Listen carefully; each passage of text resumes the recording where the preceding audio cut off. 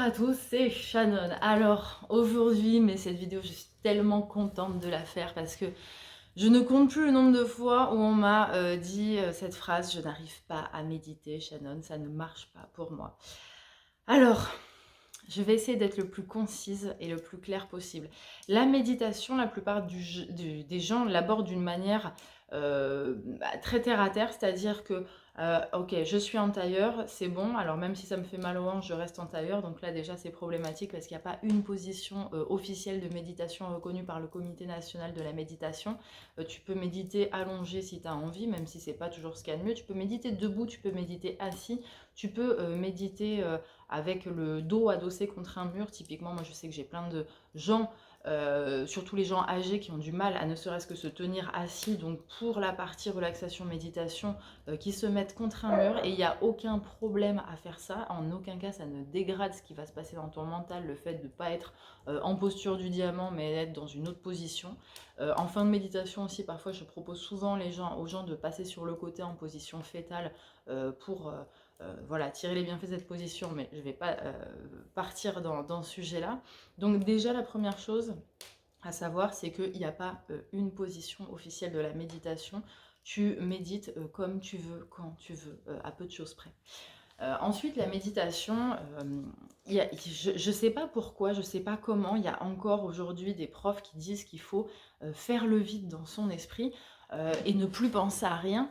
Ça, c'est une phase de la méditation, le fait de ne penser à rien. C'est vraiment une phase, mais qui n'a pas beaucoup d'intérêt, mais tout simplement du fait que s'il ne se passe rien, il ne se passe rien. Or, le but de la méditation, c'est justement qu'il se passe quelque chose. Le but de la méditation, c'est d'élever ton esprit, c'est de le calmer, de lui permettre de se reposer, mais aussi de l'élever.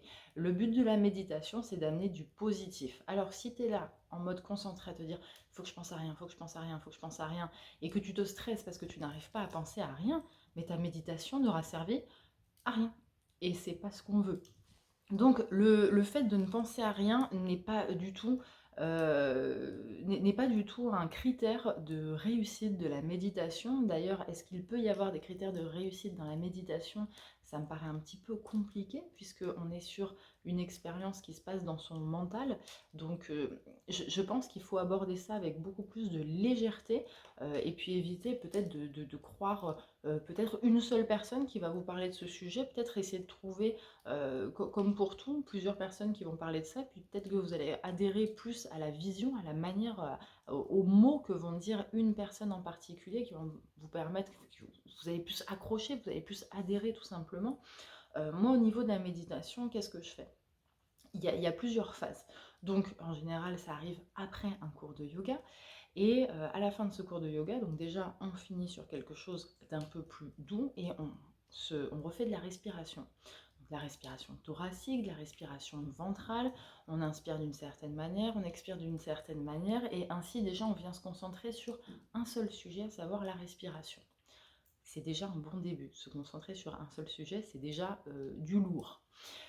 Ensuite, une fois que ça s'est fait, on vient proposer une histoire auquel les gens vont pouvoir se raccrocher, vont pouvoir écouter pour se laisser aller dans la détente. Alors, cette histoire, on peut en PNL, en hypnose, il y a beaucoup de disciplines. En sophro aussi, on utilise une histoire, voilà, où souvent on commence par visualiser un endroit qui nous plaît. Ça peut être une montagne, ça peut être une plaine, une prairie, etc. etc. Parfois, il y a des histoires où on descend 10 marches d'un escalier, puis on dit vous descendez la deuxième marche, vous sentez de plus en plus détendu, relâché. À chaque expire, vous sentez votre corps qui s'enfonce un peu plus dans le sol, vous sentez ce poids, et vous sentez à chaque expire les tensions qui s'en vont. On peut imaginer aussi que à chaque inspire, on imagine qu'on vient inspirer de l'air pur, et qu'à chaque expire, il y a de la fumée grise qui s'en va de notre nez, puis qui s'en va à travers la fenêtre, etc. etc.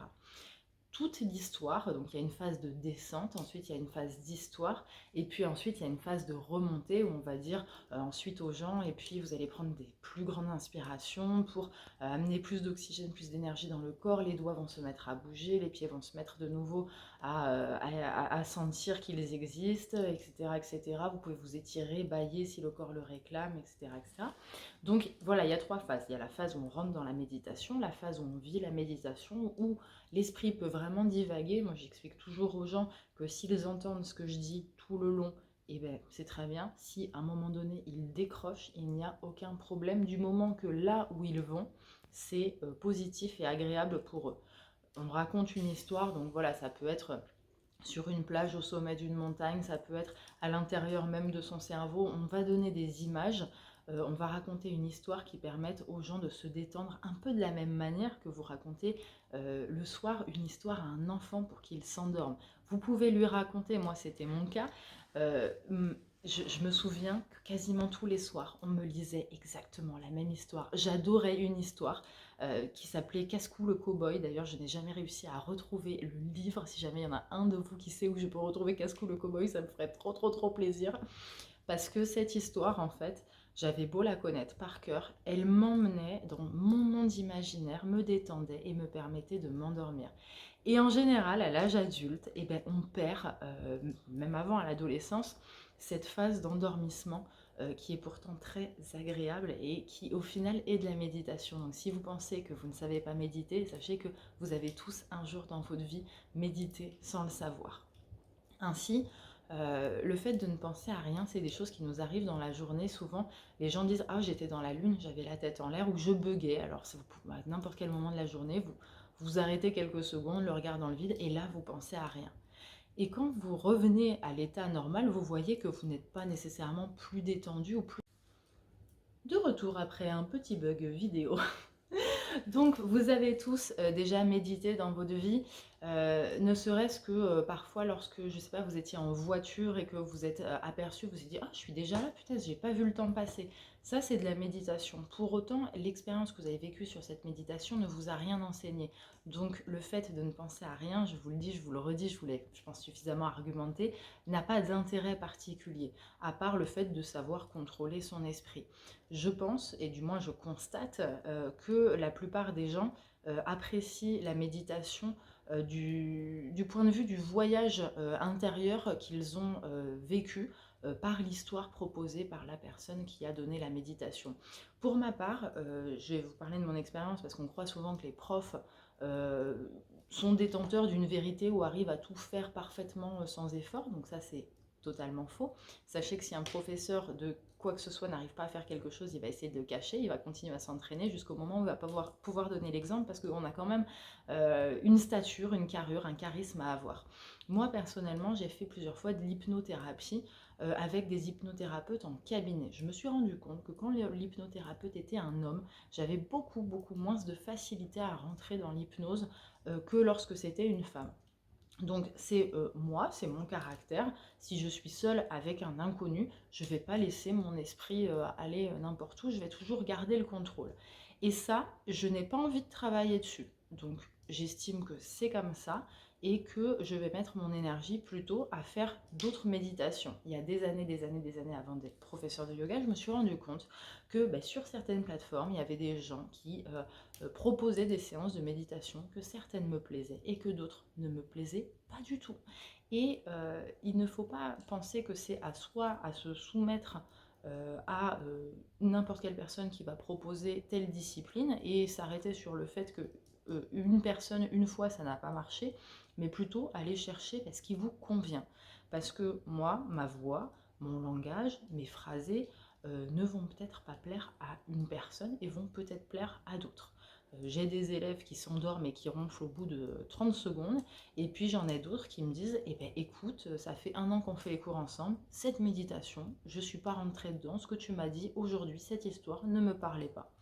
Et il n'y a pas de problème à ça, dans le sens où vous ne pouvez pas vous mettre la pression de réussir quelque chose qu'il y ait une expérience où il y a autant de ressenti. C'est comme lorsque vous faites un massage, ben, il y a des jours vous êtes dedans, il y a des jours vous n'êtes pas dedans. Le jour où vous allez dans un spa, il y a des jours vous êtes dedans, il y a des jours vous n'êtes pas dedans.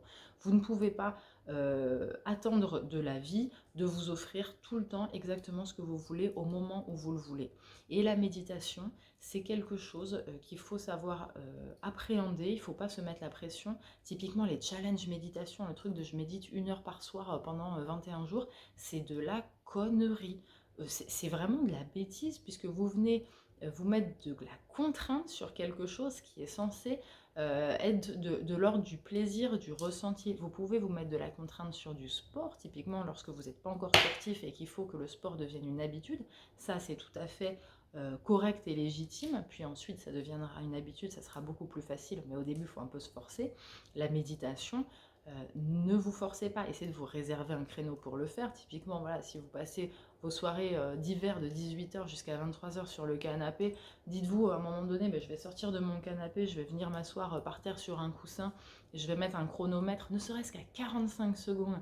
Et pendant 45 secondes, je vais mettre la main sur ma poitrine et je vais juste inspirer, expirer et juste me concentrer là-dessus. S'il y a des idées à droite à gauche qui viennent, eh ben elles viennent, vous les acceptez pas.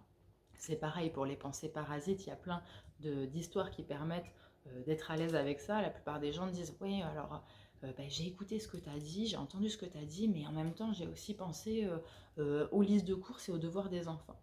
Ok, c'est pas un problème, c'est pas parce que tu as eu une pensée parasite ou deux ou trois ou 10 que c'est un problème. Si au début tu en as 10 et qu'à la fin tu en as plus que 2, bah, c'est super. Et si ce travail doit te prendre 6 mois, 1 an, c'est pas un problème non plus. Si ton souci dans la méditation c'est les pensées parasites, va chercher justement une méditation qui traite de ce problème. Donc typiquement, moi dans certaines méditations, je dis aux gens, et en même temps que je vous parle, donc là je le fais pas aussi bien qu'en vrai parce que je suis pas du tout dedans. Et puis après un cours de yoga, pour moi c'est beaucoup plus facile de donner une méditation que comme ça toute seule chez moi avec mon petit micro.